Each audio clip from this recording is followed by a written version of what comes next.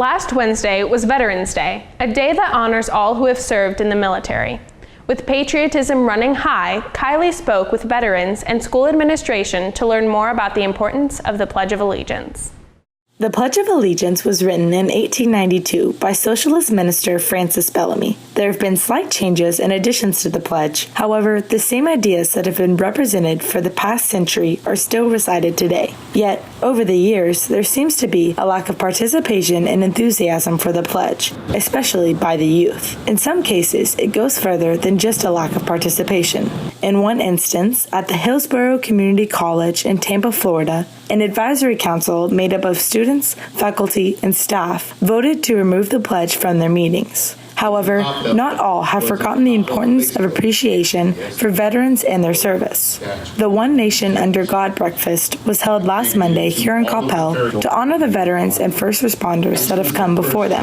Dutch Royal, a veteran who served on the USS Missouri battleship in the Korean War, was in attendance. If you ask Mr. Royal about the Pledge of Allegiance, he will have a different response than some of today's youth. Well, I think it's the least we can do to express our gratitude for living in this country and enjoying the freedoms that we enjoy. If you travel overseas, you find out other people don't have all the things that we have. That's the very least we can do to support it. Clay Phillips, current city manager and previous fire chief and first responder of over 15 years, was also in attendance of the breakfast and has a deep appreciation for the pledge. As a first responder, the pledge to me means it's just an opportunity to do just that, stop, reflect, take a moment. It's almost a way of giving thanks, but also pledging the fact that we support our country and for what it stands for, and in particular for what people have fought and died, so that we have the right to keep doing what we want to do as Americans.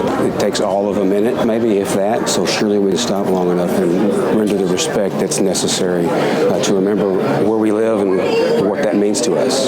Vietnam War veteran and Medal of Honor recipient Jim Taylor recently visited Coppell High School.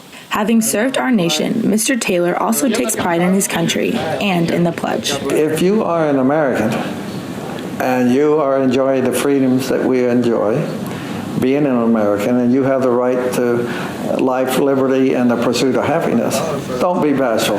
Pledge allegiance to that great country. And now please stand for the pledge. While it is highly encouraged to recite the Pledge of Allegiance, it is not mandatory for students here at Coppell High School. We ask them to participate, at least to stand and be respectful of a nation's flag and what that represents. We will not force a student to stand up and say the pledges or participate in the moment of silence, but we do ask that they be respectful, whatever that means to individuals, but we're not going to force them to say the pledges. You should pledge your allegiance to the great flag, because you're not only pledging allegiance to that flag, you're pledging it to your country. And there's nothing greater than the country that we live in today. For KCBY, I'm Kylie Wecker.